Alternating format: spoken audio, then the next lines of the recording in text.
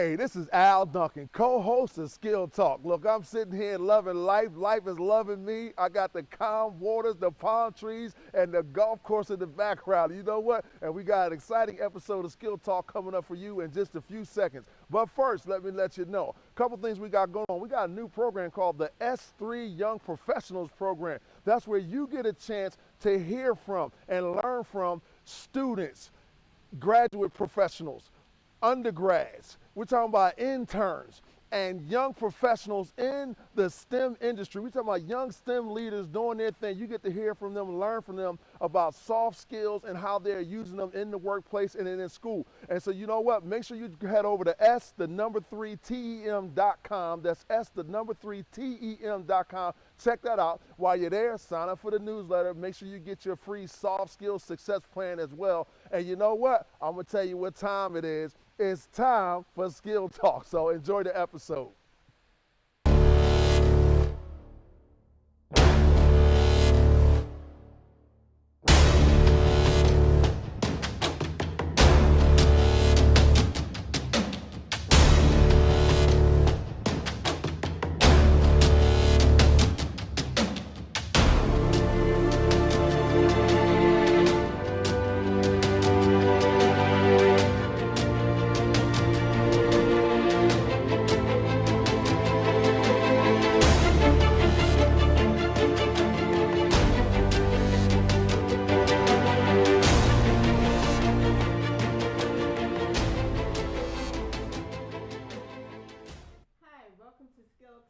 The Soft Skills Success Show. My name is Michelle Lee, the founder of Soft Skills for STEM, and my co-host, Al Duncan. Yes, I'm feeling good today. You know why I'm feeling good? Why? Because I have put a lot of time, energy, and money in on some things, and I'm starting to see it come back and see it work. Okay. What is that called? ROI. That's right. Return on investment. Return on investment. That's what that is. And you know what? That is a master ability. And when we talk about return on investment, we're going to talk about a few things. We're not just only talking about money. That's a big one. Everybody always thinks about money first. But no, return on investment is about what are you getting in exchange for your resources? What are you getting in exchange for the value that you put in something? What are you getting in value? What value are you getting in return? It could be your money. It could be your time, your energy, because those are what we call scarce resources, all right? And also it could be opportunities. What's the return on investment for certain opportunities that come your way as well? So we should dig into that because a lot of people do not understand how to make sure ahead of time that they're calculating what the return on investment will be. And I really use that when it comes to time because everybody knows the most important thing to Michelle is time. That's right. I understand that. You can't get that back. Yeah, so when I'm, thinking about doing something or I think about the consequences, and I guess we would say the benefits versus, or the positives versus the negatives. That's right, the benefits versus the detriments, assets versus liabilities, things of that nature. Yes. I agree. Gains and loss. Gains and loss. Yeah, profit and loss. That's always the case. Yeah, so that dictates what I do with my time. Yes, and see, that's not easy. In other words, and we talked about this a few episodes ago when we were talking about delayed gratification. It is the ability to recognize value. That's what it is. It is about whether or not you can see the value on the other side. Now, people jump into things and they're not sure what the value of it is going to be down the road, or they're miscalculating the value of what you do with your time right now, what you do with your money, your energy right now, and they're not calculating accurately about what that can then mean for you in the very near future, and that's very challenging to do. Yeah, it's about. So what I do is I tell people you got to really prioritize your values, what you believe to be valuable, and you also have to learn how to accurately assess an opportunity or your time, money, or energy or anything like that is coming your way. That's very challenging to do. For example, okay, what'll happen is that let's just use a simple little example. Let's keep it real basic for everybody. That is, you got homework to do, right? Okay. Okay. So now there's homework, but then there's a group of kids that's homework, and your friends are saying, come outside or let's go do this. Let's go do something else. All right, so now what you have here is just a simple thing of I got time. Now, I can't do both. I can either put my time into my homework or I can put my time into going outside, riding my bike, playing with my friends, or doing whatever else it is. Now, what happens with most people is that the value that they see is immediate. They're like, no, right now I can see what's happening with my friends, right? And that seems very valuable to me. What I cannot see is the long-term value of finishing this assignment, because you don't realize that finishing this assignment, you're like, I'll never use this thing. But they miss things like this. No, it's not just what you learned on the paper, it's the habit. It's the skill. It's the fact that you finish something to completion. It's about work ethic. It's about discipline and diligence and things of that nature. It's about working on your writing skills. Those things will pay much greater dividends than the little small amount of value you got at that point in time. And so if you cannot understand how to assess the value of something as simple as that, later on when you start getting money and a lot of opportunities, that same inability follows you. People cannot always, you're like, oh, I got big vision, and you just wonder how come all your folks around you, I'm telling them to do this, but they can't see what you see. They're like, hey, I think I'm gonna take my time. I'm not gonna spend my money on this. I'm gonna save it, and I'm gonna wait for this property to increase in value. Or I'm gonna take some time and I'm gonna put my time. I'm gonna take an extra class this semester. And it's like, what are you doing, man? You kidding yourself? We're going to Europe for the summer. We're gonna do some things. You don't need no extra class. And you're like, no, because there's gonna be a higher return on investment for what I am doing with my time, energy, and money right then and there. And people can't always see that. Yeah, and you go back to that story, and I was just thinking about when I was in grad school, and my friend wanted me to go to the club. Okay.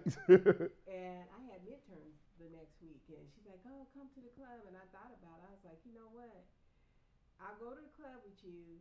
You go home. You get to sleep. I gotta go home and study. Right. So I might as well just get the studying over with. Exactly. So I'm not stressed out. And I know what my return on investment is going to be because I'm working towards my graduate degree. Gotcha. And your graduate degree, which is allowing you to sit here right now, because that's part of your whole journey. Otherwise, it wouldn't have happened. That's right? Yes. And the party, you probably remember. Do you know where the party was? Yeah, some club where I'm gonna spend money. Yeah. I mean, it wasn't contributing to my welfare. Your long-term well-being. It was contributing to some immediate enjoyment, right? Yes. Yes, I can understand that. Which was to me was a waste of time. Right. Yeah, and that is the problem. A lot of people do not know how to properly assess the value of something. And that doesn't mean you need everybody in your circle to be able to see it, or everybody, that's around you to be able to see it. Certain visionaries can see things that other people can't see. All right. If you look at in the business world or anywhere, you will see people all the time, like a Tyler Perry, who believed in what he was working on to the point to where you basically bankrupt, and nobody has seen his vision except for him, but he can see the return on investment. So over and over again, he's investing in himself, my time, my energy, my money, to the point to where, you know what, I don't care if nobody else can believe in this except for me. I can see the return on value, or the return on the investment. I can see the value for myself. Therefore, I'm willing to take the risk because I realize that the payoff is very high. Now, here's the problem. A lot of times people will take a risk on something, and I'm like, the payoff is not high enough. It's not high enough. Why would you take a risk on, let's say, I'm going to skip class and hope that they don't notice? That's a high risk, actually, believe it or not. And the return on investment is very small. What's your ROI on that? Oh, you got to hang out with somebody for a couple hours? Or taking the chance of cheating. Oh, that's even crazier. So you like, listen, in the real world, just so y'all know, in the real world, I'm going to tell you, I hang around with millionaires. I'm trying to tell y'all, grades, I'm not saying they don't matter at all. Don't get me wrong. But I'm saying they don't matter as much as you think they do. I can't think of the last time somebody had. Listen, I've been in business 20 years now. Nobody asked me about my GPA at all. They don't care. Millionaires don't get around, start talking about what was your grade X, Y, and Z. But guess what? If you cheated and they find out, that stuff comes out all the time. So you got to be careful about that. And what we mean by that is it worth cheating? Okay, I got to cheat because I got to pass this thing. I have to pass this. And you're like, no, because the ROI of getting caught, oh my goodness, it's crazy compared to the ROI of actually successfully doing it. And these are the things you have to measure and learn how to measure accurately, and that's very challenging to do. And when you think about that, it's also your reputation. Yeah, there's your reputation, and reputation is the cornerstone of power. Yeah, because it takes years to build a reputation, only minutes to destroy That, or seconds sometimes, yeah, right? Cheating would do that. It could definitely do it. So ROI, and I just want to be careful because, like I said, as we started off saying, people a lot of times they will think that ROI is only about money, and it's not. ROI is a return on investment for anything that is a scarce resource. That is something that will run out if I don't take care of it correctly. That's my money, my time, my energy, and things of that nature. If you look at any billionaire, all the greatest billionaires, this is a concept that they have mastered with money, but also with their time and their effort and things that they believe in, their visions and their dreams. So you have to be able to sit down and get a piece of paper and measure this out for yourself and say, you know what? If I sacrifice this, if I do this, what is the potential return on investment for what I'm doing? And when you start to learn how to see that, that's how you start to cross certain barriers on your journey to becoming successful. Yeah, so let me say it again. ROI, return on investment. All right, you looking at anybody. Matter of fact, we was talking to our cameraman right before we got started. He's talking about Warren Buffett. Let me tell you this, man. Warren Buffett, like, he takes what we call the slow road to success. It ain't no overnight thing happening here. He's like, I can see the long-term value in this if I just stay the course, if I'm patient, and if I hold on to it and I keep going. And clearly his vision and his idea is correct because that's why he is who he is. Been the third richest person, the third richest person or the second richest person on earth for as long as I can remember since I started paying attention to it. Until Jeff Bezos came along, it was always Bill Gates and Warren Buffett, okay? Jeff Bezos is a newer thing, his time at the top up there. So being able to sit back and assess this, just take your time and ask the question, hey, if I do this, what is the ROI? What's the potential ROI? And it ain't just about thinking, oh, I think it could be this. It is about getting a piece of paper and being calculated about determining your ROI on whatever it is. Okay, you should know the ROI for your degree. What is it? Like, for example, should you really go into a crazy amount of debt, student loan debt?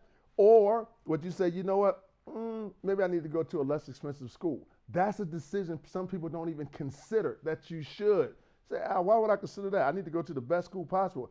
Listen, the best school possible is not always just Ivy League or reputation. It's the best school that's the best fit for you, where you're going to come out not financially destroyed, and you actually get to learn what you need to learn. When you start looking at billionaires, a lot of them did not go to Ivy Leagues and the best schools in the country. And I'm going to leave you with this last one. So with this program, and getting money for skill talk, for student internships, the DOE and NNSA, they see the ROI. They see it. And funding this program. Right. And because I always give that justification, which is the benefits of why we should have this program. And you understand what she just said. She said she gives the benefits. In other words, she's a master at also helping people see the ROI, the return on investment for investing in her dream, her vision, her beliefs. And that's something that people can't always do also, and that's a powerful skill. So you got to work on that. But you can't tell people what the ROI is if you don't know what it is yourself. Yes. Sounds good? That sounds good. It sounds good to me. So you know what? You all need to go work on that. Go work on your ROI, figuring out what's the return on investment for my money, my time, my effort. What's going to be the return on investment for this particular opportunity that's in front of me? Is it something I want to work on? Is it something I need to let go in exchange for something else? And when you do that, we're positive that we're going to see you on the other side, where the successful people hang out. Okay, that's where we want to see you. All right. So anyway, look, we had a good time with you all today. Another episode of Skill Talk, and we look forward to seeing you again on the next episode. And on behalf of Dr. Michelle B. Lee, my name is Al Duncan. Until then, be safe, be well, and be blessed. Boom. The show is made possible thanks to the National Nuclear Security Administration.